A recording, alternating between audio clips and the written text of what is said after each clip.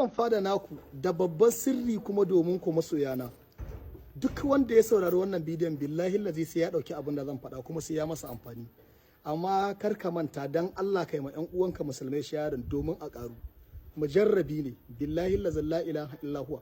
Ina rantsi ma da girman Allah in dai kai wannan sirrin sai ka samu biyan bukata akan abin da zan faɗa maka.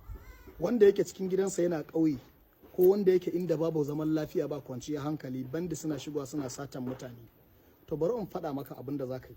Idan ka shiga cikin gidanka matukar ka kulle ka dafa ƙyauren gidan ka karanta la'ila fa kafa 7 ka tofa ka saki ƙyauren gidan ka dawo ka zo kai kwanciyarka. Na rantse da Allah da ya halicci adawa da samudawa idan za a kafa igwa a kofar gidan ana barna a shiga gidan kowa wallahi naka ba zai shigo bai jaye annabi Muhammadu. Wannan sirrin mujarraban ne yan uwana. Ko ka dauka da zuciya malala ko ka dauka da zuciya daya in dai ka dauka zai yi kuma sai na ƙara da kai dole ne sai ka mun addu'a. Dan haka na ba dukkan mutanen jihar ta Katsina da jihar Kano da faɗin duniya baki ɗaya ma na ba dukkan masoya manzon Allah.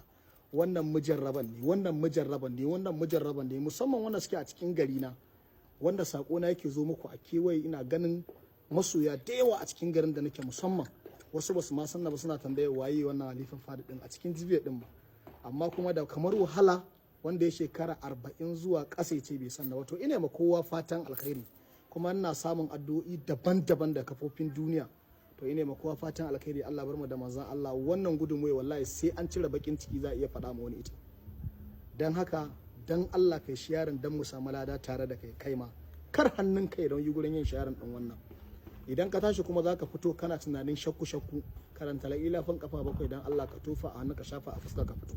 Albarkan manzon Allah ko ruwan kibiya ake na rantsi da Allah sai ka koma gidanka lafiya.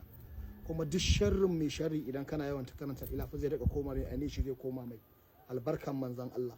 Ine muku fatan alkhairi. Allah ya bar mu da annabi Muhammadu yan uwa. Ai min sharing saboda yan uwa su ƙara ai mu annabi salati ayi min addu'a. Ine muku fatan alkhairi. Allah ya bar mu da manzon Allah. Akwai account guda biyu anan nayi tagging din su za ku follow din su.